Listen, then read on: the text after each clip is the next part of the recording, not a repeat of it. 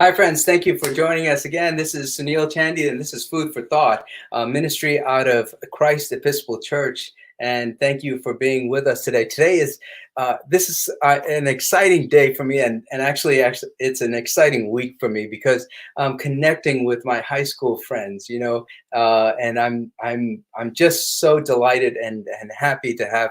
Uh, a wonderful guest today, and I'll introduce you to her, and you'll love her. I think, and I haven't seen her for about 30 years, and she hasn't changed much at all.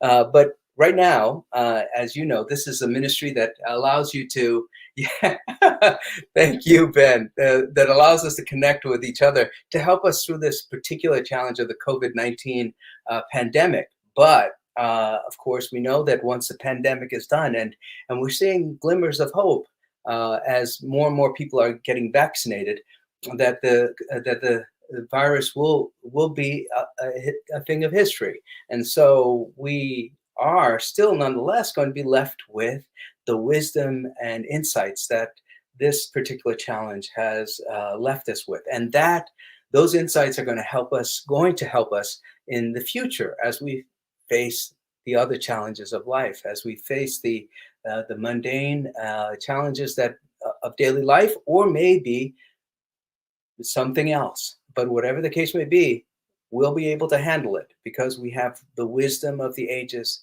and the wisdom of our experiences and the faith that leads us forward. But if you are here with us, just say hello, tell us, connect with us, and be joyful with me because I'm connecting with my friends, and this is a good experience.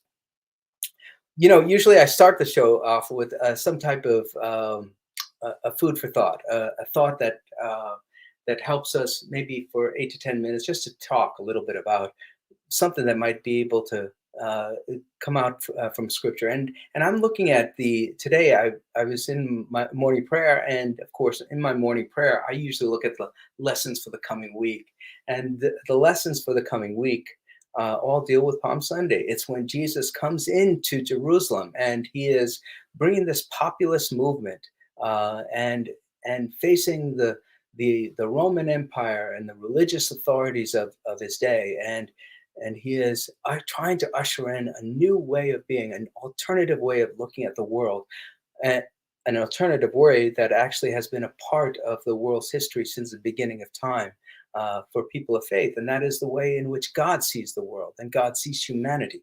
And so these lessons kind of all point to this pivotal moment, and Jesus comes into Jerusalem, and it is in triumph as he comes in with all those people who are hoping for change, hoping for possibility and hope for not only themselves but for the world. And and of course, uh, it doesn't necessarily go well, right? You know, that march into Jerusalem ends up being a march for Jesus to end up on a cross. But then God uses that experience. Our Christian faith tells us God uses the experience of the cross and that challenge of the cross, the tragedy of that particular moment, and through faith helps it to be a triumph for all of the world. So one of the readings for this coming Sunday is Psalm 118, and it's a psalm that is ancient, and it's linked to King David when uh, who we believe wrote this psalm, Psalm 118. And he starts off this psalm and he ends the psalm with, "Give thanks to the Lord, for he is good. His mercy endures forever." Give thanks to the Lord, for he is good. His mercy endures forever. David, I think, knew by faith that, as he faced the various challenges of his life, that somehow God is there, even in the midst of those challenges. And it's a faith that is reinforced and throughout Israel's history, the Jewish history, and it is a faith that comes to us Christians in our modern day.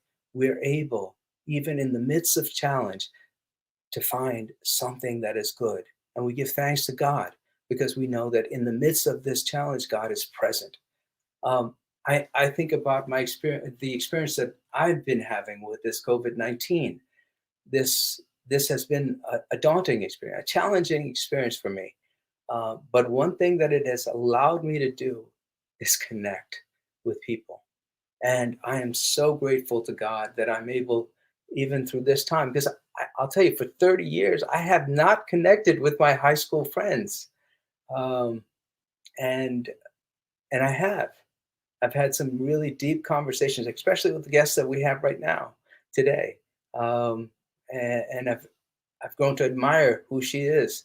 And of course, I knew her 30 years ago, but I've I've really marveled at how great a woman she has become. And like that, all the other guests. So out of this experience of great challenge and tragedy, right? Yes, it is tragic in many parts of our experience. There are glimmers of hope, glimmers of joy, and glimmers of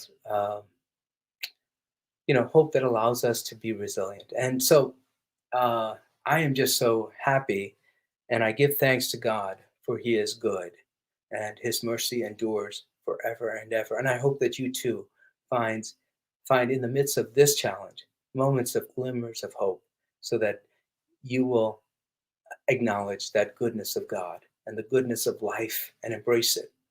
Today we have a wonderful guest, and her name is MC Harford, and or Maura Claire. I remember her as Maura, but of course she prefers to be called Maura Claire and MC. And so she is she's got a lot of things that she has done, but she wanted me to focus on mostly that she is a founder and chairperson of the Society of Hope and Love, our SOHO, as it's commonly called, and and but of course she's also a professor at Rice University. I think at the MBA program. She's also she's an actress, and she's done many plays, but I will focus on what she wants to focus on because she's always been a strong-willed person. So pre-COVID, Sohail sponsored and produced safe space holiday events where people could find gourmet food, fun, fellowship, and support for those recovering from alcoholism, addiction, incarceration, homelessness, and loneliness. And as an example, our 2019 Thanksgiving Hope Fest served approximately 600 people from 8 a.m. to 10 p.m. In 2020, COVID-19 motivated us, she writes, to become more creative. Our 2020 Thanksgiving event, by comparison, took a drive-through format where we were able to provide 250 people with a hot breakfast or Thanksgiving dinner without compromising safety or breaking any local laws, which is always a good thing to do. And so uh, this is one example of the great work that she's doing. I know that as in conversation, we'll hear so much more. Ben, would you please bring MC on board? Hi. Hi. How are you doing? Oh, I'm tickled. Oh I'm my so God. happy to be doing this. Oh, I am and Ingrid's going And to be, Ingrid, and you get to have Ingrid here later on in the week. Can't yes, wait to see what she has to say. You have a lot of great people I know I this have a week. lot of great people. And I got to tell you, it starts with you because you, when we started to have a conversation, you started to, I said, this was kind of a hope of mine to just kind of connect with my friends from high school on this venue, because it actually helps my parishioners and all the people who are connecting with us Mhm. online, because it helps us to understand that, even in this moment where we're behind laptops and maybe we're isolated from each other in terms of, in many ways, we can still connect with each other and find joy and hope. Mhm. And um, and I've loved talking with you. I really I remember back in high school, you were always one smart person, and and always very strong and just wonderful and motivated. And I know that's the way you are right now. What have you been doing since 1985? Oh, honey, really? Well, Let me see if I can sum it up. I have been the beneficiary of a lot of expensive graduate education. I am interested, I'm very easily fascinated, and the more I learn, the more I realize all I don't know. yeah, So, and I love school. So there's that. I get to be a teacher, and I have over the course of the last several years. And I get to teach lots of different populations. So everything from birth to 3 with disabilities all the way up to graduate business school, everything in between. So really fun there. So I get to be a lifelong student. I get to be a teacher. And I've been a business consultant. I've been a special education advocate. I've been an advocate for people enduring spousal abuse. I've pursued acting. I did some work in healing. And the wonder of it all is that I never have to abandon one thing for the other. Just keep piling on. yeah. I get to do all of it. You know, And that's the great blessing in my life right now is that I don't have to do anything I'm alienated from. So yeah. anything I choose to spend my time doing is something that has meaning for me, that's joyful, that I believe I'm good at, and I have a great time. I love that. I love that. I always remembered you as kind of like a Renaissance woman, kind of a person who kind of dabbled in many different things, and you liked it. And so, I mean, this is more of that, and you kind of follow your passions, which is really beautiful. I'm quite the brat, actually, that I get to do that. I Yeah, realize that that's the result of some effort on my part, God's good grace, and a series of circumstances that I was born into that yeah. I didn't earn or deserve, but they all come together to enable me to have the life that I have, and I'm not complaining. That's right. That's right. And yeah, and I love that idea too. I mean, I think about I was just thinking about my family and how grateful I am for who they were to me. I mean, my Mhm. parents offered me a very stable home and a loving home, and that allowed me to kind of move from that foundation to who I am right now. And I know, like at Teaneck High School, I mean, uh, our high school was just amazing because the diversity that was there, Yeah. right?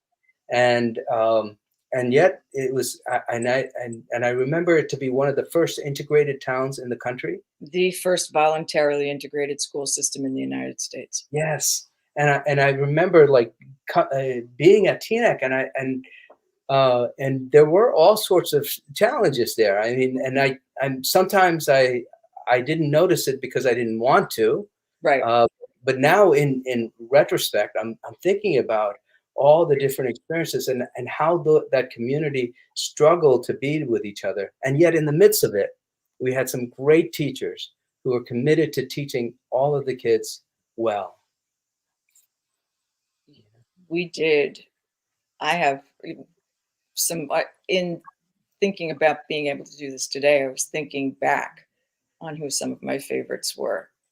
And some of those folks were so formative for me. Yeah, like I'll never forget them. I remember, I know that our principal at the time, Jim Delaney, Mhm, passed away recently, and mhm. I remember he was actually instrumental to bringing a Holocaust survivor. In my ninth grade, I remember, remember like Hogan's Heroes? Yeah, Remember Hogan's? So there was the actor LeBeau. uh-huh. I remember LeBeau that.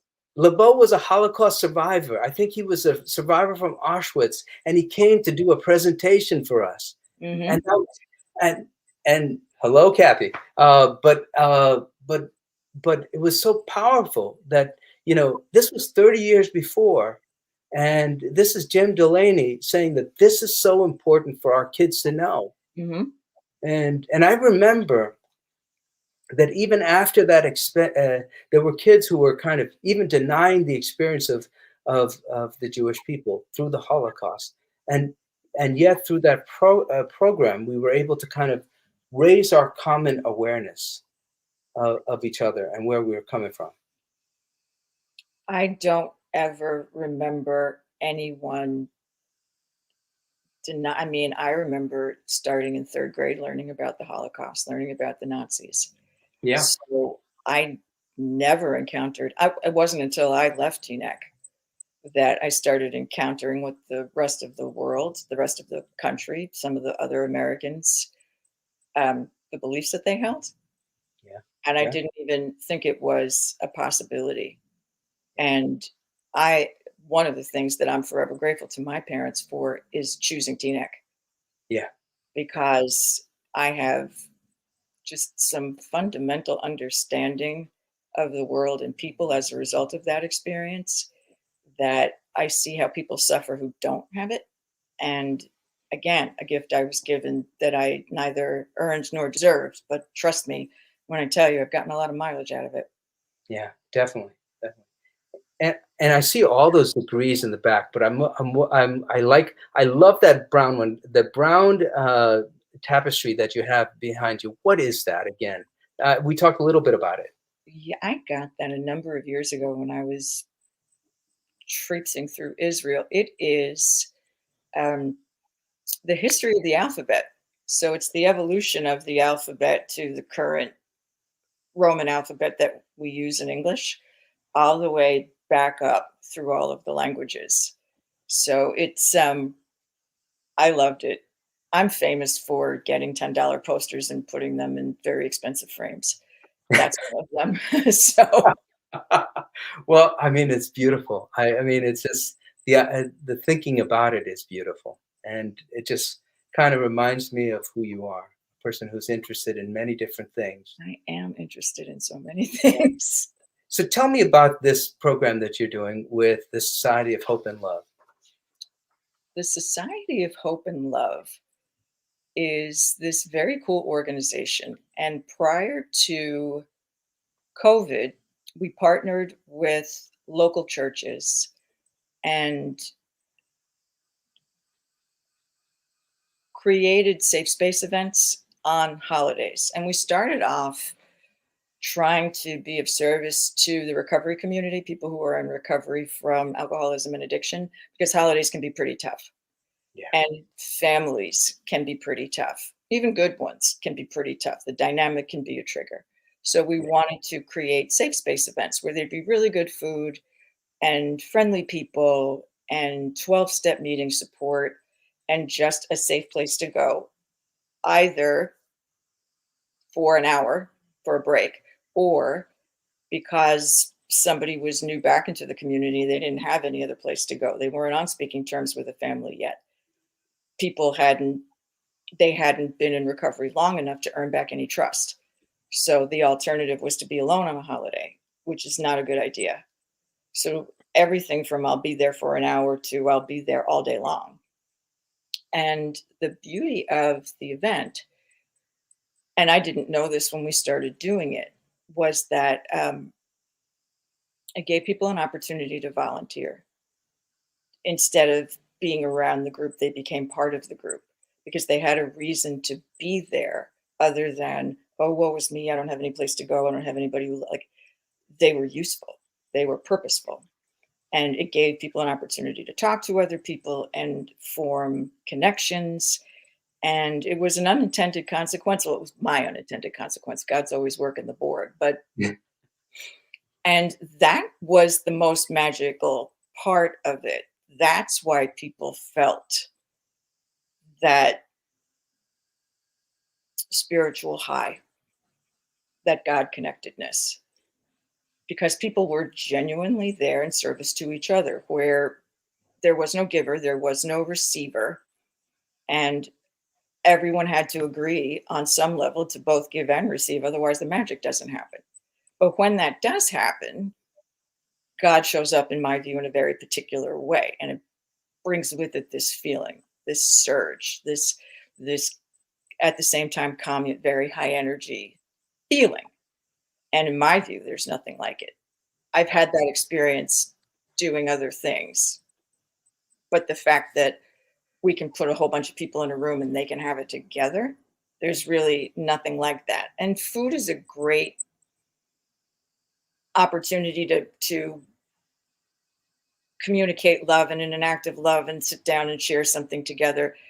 But it actually just sort of gives a backdrop to have an opportunity for people to really talk. And they can talk about nothing, and then nothing can lead into something. And so we started doing this, and then I started realizing that there were more people that might benefit from this sense of community.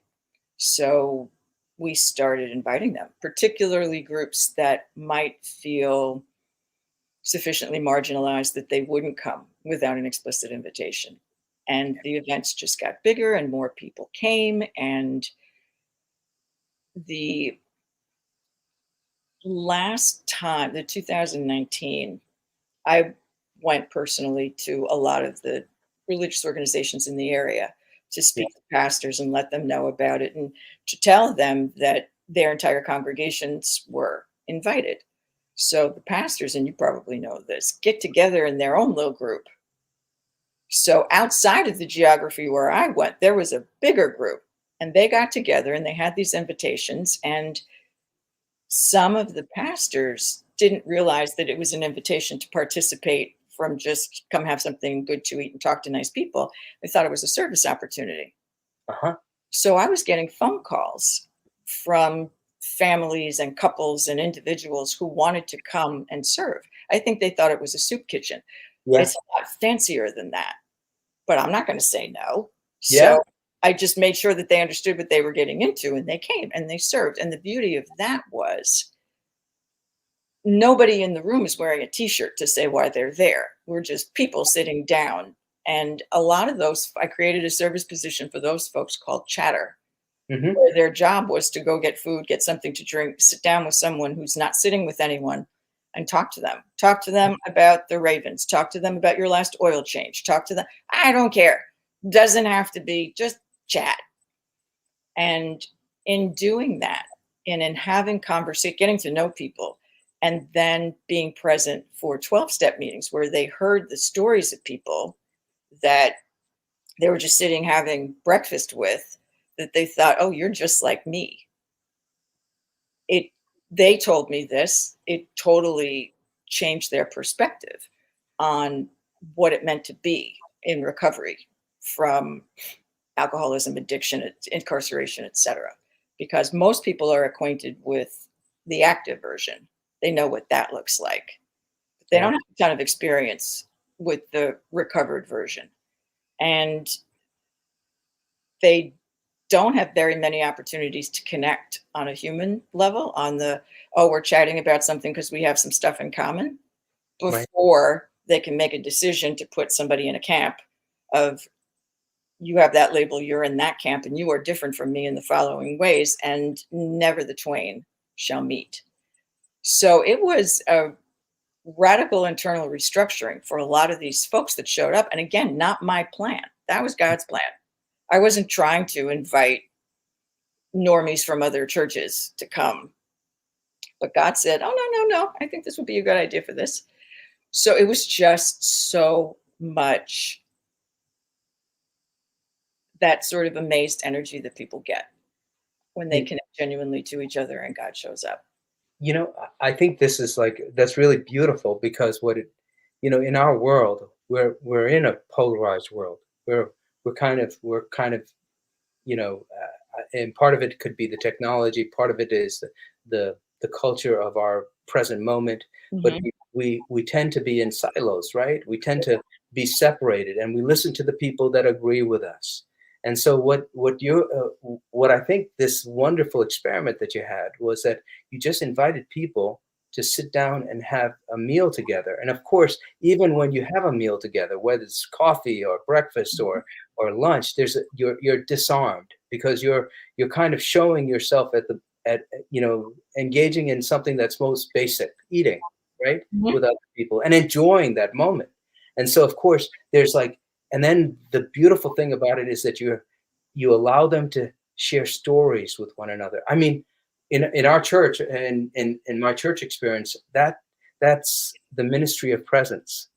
And that is it's a ministry in itself because it helps to transform people and their viewpoints. All of a sudden, you don't become the label. Mm-hmm. You become the human being behind the name or the label. And and and and I think that's one of the things that I learned from Teaneck. We were all like from different places. There were Hasidic Jews at our place. There were Mm-hmm. African Americans. There were folks from India, like me. There were folks from Asia. There were Irish Americans, Italian Americans, and we were all there. You And name it, we got it. we had it right. And the thing was, you know, we did have even like those labels, but when you sat together, when we did things together, all of a sudden the labels melt away as we embraced who we were as individuals. And I think that's an enduring lesson that I learned. And I think I see that right in what you're doing. That's a great ministry and it's transformative, right? I hope so. So I can tell you about me. I can tell you that over the course, especially of the last 4 years for sure, but probably more intensely the last two, I have found it extremely difficult to take a crowbar to my own mind to pry it open when I hear people identify in certain ways or with certain things or certain beliefs. I go to guns, even if I can keep my mouth shut, which I've actually learned how to do in the last 30 years. I don't have to say everything I'm thinking anymore. Believe it. Miracles happen more, MC. I have not, however, learned how to keep what I'm thinking off my face. That I haven't mastered yet. I can keep my mouth shut, but it telegraphs on the face. And I noticed with myself. And I also, and this is the gift for me, teetering on the I'm about to judge these folks and find them wanting. Then I was able to look back and say, hey, wait a second, these are the same people who got up at 6 o'clock in the morning to help me make breakfast for winter relief. These are the same folks that helped me scrub down the church kitchen for 2 days so that we could cook for 600. These are the same folks that helped, not glamorous, didn't ask, never complain, showed up, suited up, did what they needed to do. And of course, they weren't doing that for me, but for me, from my perspective, what's more important?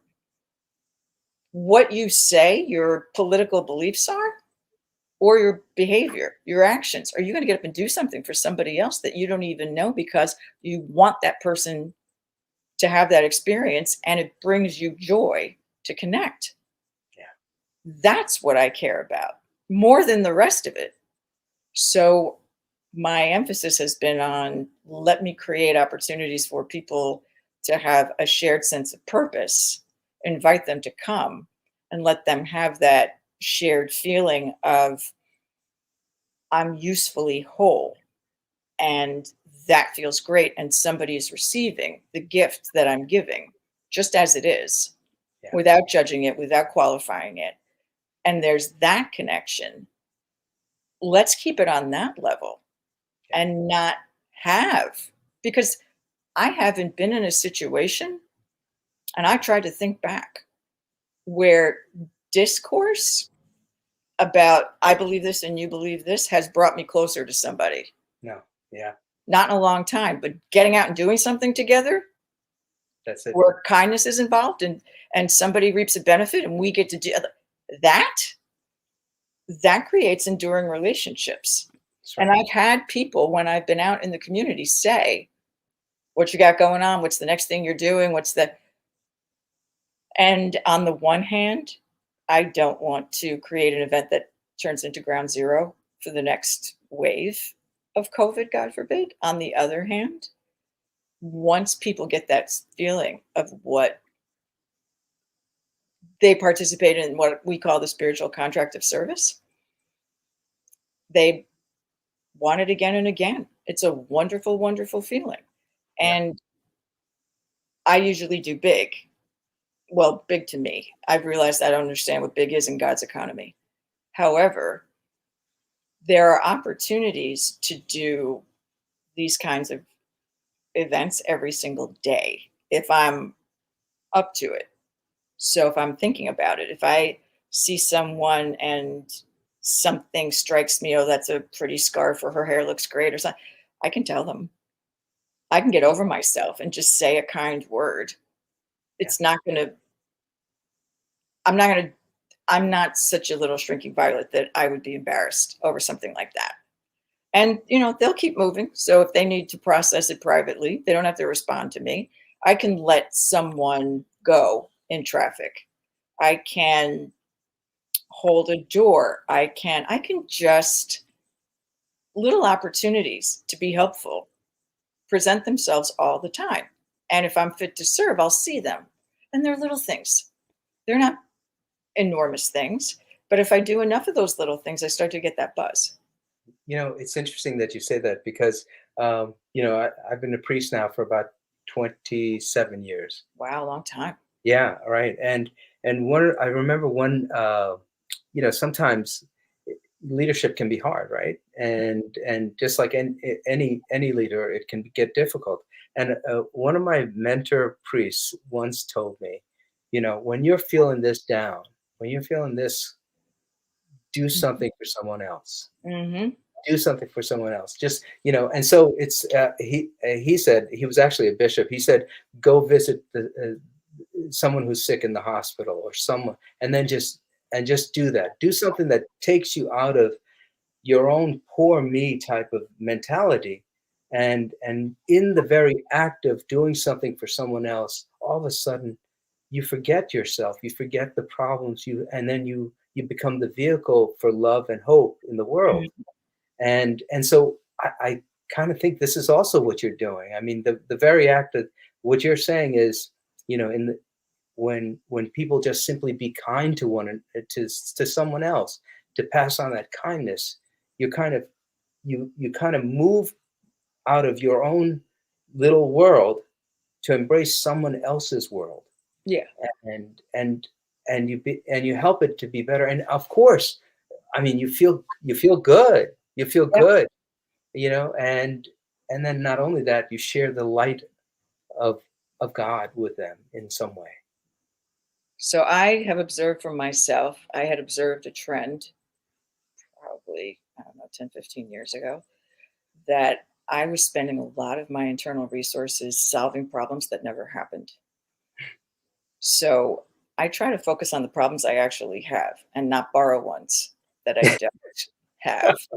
It makes things give me a lot more utility. There's a parish here in Annapolis, and there was a priest. He's from Zimbabwe. Yeah. He was here to do a doctorate. I loved this priest, Father William Gurry. Loved him. Like, went to the masses where he was going to be speaking. So one of the things that he said, and he said so many wonderful things, but one of the things that he said once was that God loves us more than we could ever fully understand. And it's part of the human condition to be prone to this low self esteem, unloved, unlovable affliction. And that dwelling in that takes us farther away from God because then we're not even open to the idea of how much love that God has for us. So that on any given day, if I want to be an instrument of God, I can reflect a true kind observation back to anyone. Because in doing that, I'm reminding them, I'm serving as God's agent to say, this is how wonderful you are. This is how beautiful you are. This is how fantastic and loved and lovable you are. But humans can't take all that in all at once, certainly not from a stranger. So, great hair day. I love your shoes. You're looking great today. I just, I saw what you did. Thanks for picking, whatever I can witness back to them so that they can take that in. That's in service to God. And it's a little teeny tiny human thing that I can do. I don't need to do the God stuff of fixing the enormous things. I can do what's right in front of me. Amen. And if I do it enough, I get the buzz. And maybe somebody takes it in and maybe they don't, but that's not my concern. That's God's business. Mine is I try to create the conditions. I create the opportunity. And then people are going to do what it is they're going to do. But if I tried, then I still get to feel okay about that. And it also keeps me from doing no harm. Because if I'm opening my mouth to say a good thing, it means that there's no room for me to say, comment on, well, I'm not even going to get into the driving situation, Darren. Don't do it, because it's not going to lead me to a spiritual place. I know. It makes me very spiritual. Hey, listen, So, yeah. Maura, we're almost out of time now. Oh, we're okay. out of time, and I knew that this would happen. I knew that it would. Fast. So, but I'm, hopefully you'll be back on one day again. I just love talking to you, and again, I'm so grateful to have connected with you, and I love the piece of wisdom that you just gave us to do kind things, to do something. We don't have to look as if we have to change the world all at one time. You just do what's right in front of you. And I love that. The next right thing. Yeah, that's excellent. In the recovery community, they talk about just do the next right thing. Yeah, and I got to tell you, I think one of the right things I did with you was to connect with you, and I'm grateful. Well, I'm glad you did too. This was fun. I can't believe the time is up, but I believe the time is up. I know how I can talk, and you too. So, I used to be shy in high school. Remember that? I used to be the shy guy. You were shy for a time. It was short-lived, but it's true. It did happen. I've never been shy a day in my life. I know. You have such. Let me just forecast the wonderful week ahead with Ingrid Marcroft and Allison Ryan Powell and Danny Cantor. I'm so glad that you connected with him. And Yeah, he's great. Faith Rodman Alfer coming on. Yeah, I think I'm looking forward to all of these guys. I mean, Everybody's going to be great. Faith is a riot. Yeah. When I tried to when I was planning the reunion, yeah, that COVID killed, Faith was the first person I called. Yeah. And she got on a plane and from California and came. We met up in Teaneck. I hadn't been in Teaneck in 100 years. We met up in Teaneck and started looking at places because that's Faith. So you're going to have a great time with her. Plus, she's hilarious. I think all of you guys, I'm having a great time just with you, and I'm looking forward to the next 3-4 days. And it's going to be great. It is going to be great. It's going to be wonderful. And if something that I had a good time, but if something I said was useful, I mean, if you say so, but if it was, then great. And if it's not, chalk it, file it under lunatic and come tomorrow. Come every day this week. You're going to hear so many great people. So if you didn't get anything out of this one, that's okay. It's me. It's not you. Come back later. Come back again. Maura, thank you. God bless you. God bless you back, my friend. All right. Be well. Folks, I'm just so grateful again, having someone like Maura on board here today. MC Harford, and Maura Claire is her name. And as is our tradition here at this program, is that we end our time together with a prayer. And this is a prayer crafted by Bishop Thomas Brown of Maine, and specifically dealing with the COVID crisis. The Lord be with you. Let us pray. Jesus Christ, you traveled through towns and villages, curing every disease and illness. At your command, the sick were made well. Come to our aid now in the midst of the global spread of the coronavirus. Heal those who are sick with the virus. May they regain their strength and health through quality medical care. Heal us from our fear, which prevents nations from working together and neighbors from helping one another. Be present with those in authority who are making hard decisions. Support the medical professionals, emergency responders, counselors, and caregivers. We ask this all in your name, Jesus. Amen. Join with me in the Lord's Prayer. Our Father, who art in heaven, hallowed be thy name. Thy kingdom come, thy will be done, on earth as it is in heaven. Give us this day our daily bread, and forgive us our trespasses, as we forgive those who trespass against us. And lead us not in temptation, but deliver us from evil. For thine is the kingdom, and the power, and the glory, forever and ever. Amen. Friends, go in peace and spread the light of God to the world around you, the light of joy and hope, because the world needs it right now.